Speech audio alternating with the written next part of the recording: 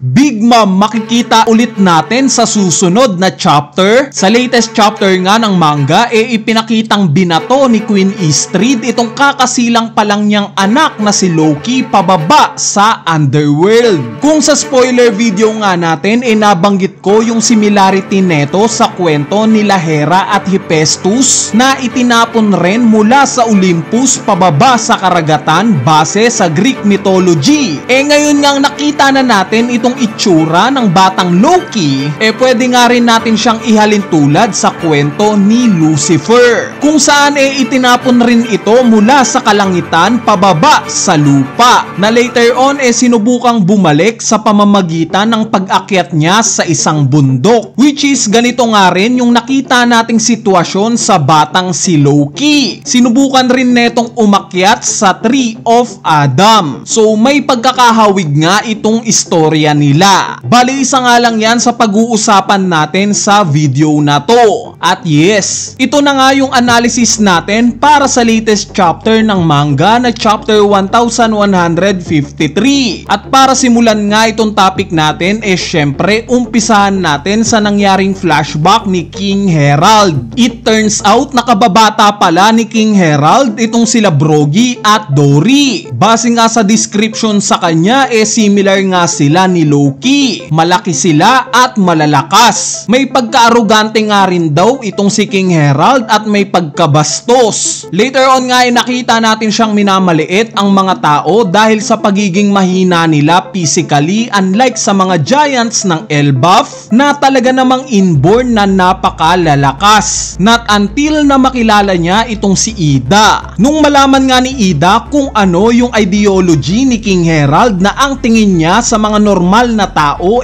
parang mga laruan lang, dito nga pinamuka sa kanya ni Ida na mali itong idea niya. Hindi nga daw porket isinilang silang giants na malalaki at may malalakas na pangangatawan, magiging mapagmataas na agad sila sa maliliit na nilalang. Sa part nga ni Ida na maraming nagsasabi na pangit daw kesa kay Queen Istrid, agree naman ako sa statement na to. Pero hindi nyo ba naisip na ito probably yung traits na namana ni Loki sa tatay niyang si King Herald? Dahil kung titignan nga natin sa flashback, yes, maganda si Queen Istrid. Pero base nga sa ugali, pangit naman ito. Makasarili nga siya sa part na hindi umabot sa expectations niya yung dapat na itsura ng anak niyang si Loki. At dahil dito, itinapon na lang niya ito na parang basura sa underworld. Si Ida naman na kinukonsider ng karamihan na hindi kagandahan, kabaliktaran naman neto yung ugali niya. Mabait nga siya. Ipinakita ngang wala siyang pake kay King Herald kung hari pa ito ng Elbaf. Ang importante nga sa kanya, hindi ituring ni Herald ang mga normal na tao na parang mga laruan lang.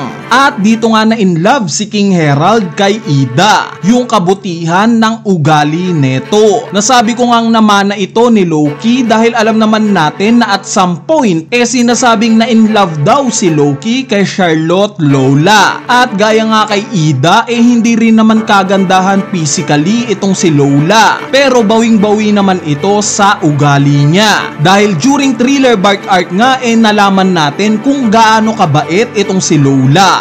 Diba? Ang isang panel nga na pinaka na-highlight sa naging paglalakbay ni King Herald itong pagsasayaw niya similar sa itsura ng Sun God Nika. Kung titignan nga natin yung karakter na itong si King Herald, meron nga siyang traits ng pagkakaroon ng Will of D, o possibly na meron siyang initial na D sa pangalan niya. Gaya nga sa mga mabubuting karakter na merong initial na D sa mga pangalan nila, gaya nila Nefertari Lily, Monkey D. Dragon, Goldie Roger at Professor Clover, meron nga ring intensyon si Herald ng pagkakaisa para sa lahat ng nilalang sa mundo. Hindi kaya itong pangalan niya na Harald similar sa pagkakaalam ng lahat ng tao na mali gaya kay Roger, na ang akala nilang pangalan neto Gold Roger. Pero in reality Goldie Roger naman talaga. Meron kayang D sa pangalan itong si King Herald? Kung magkatotoo nga Kaya ito hindi malabong namana na ng mga anak niya itong will of D niya. Dahil as per Road nga in chapter 1137, ang ultimate goal daw netong si Harudin ang i-reunite ang lahat ng giant tribes sa mundo at maging hari ng mga giants, which is very similar nga ito sa nais ni Luffy. Si Loki naman na iniidolo, si Rax D. Sebek, nagpapakita rin ng traits ng pagkakaroon niya ng Will of D. Sa kasalungat nga lang na hangarin.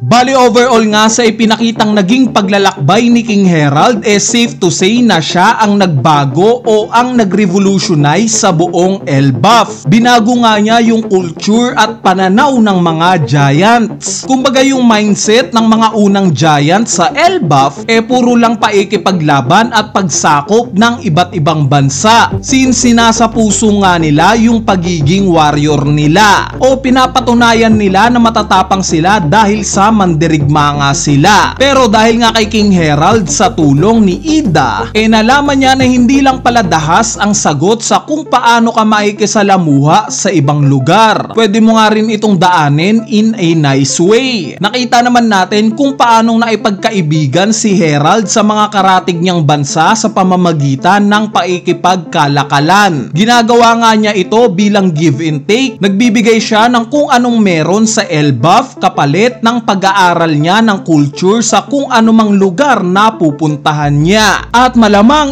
dito niya nalaman ang kahalagahan ng edukasyon. Kaya nga later on nakita nating nagpatayo siya ng Walrus School at Owl Library. Base na nga rin sa mga taong nakakausap niya sa bawat pinupuntahan niyang lugar, iisa lang ang tingin nila sa mga giants. At ito nga yung pagiging bayolente daw nila. So binago nga ito ni King Herald.